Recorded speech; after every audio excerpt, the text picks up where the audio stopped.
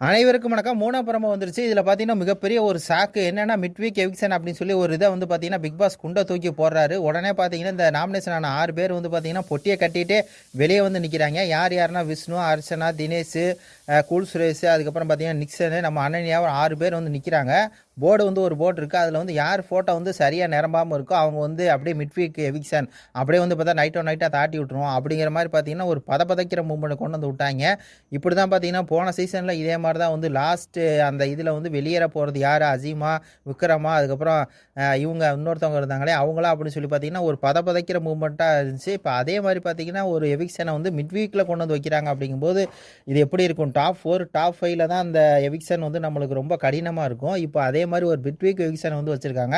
இதில வெளியேற போற நபர் யார் அப்படின்னு சொல்லி வேற அதில மிகப்பெரிய ஒரு கேள்வி.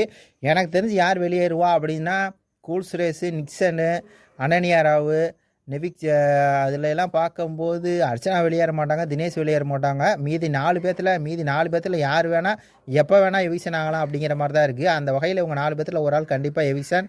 உங்க கருத்துப்படி யார் எவிக்ஷன் ஆவாங்கங்கிறத சொல்லுங்க. நன்றி, வணக்கம்.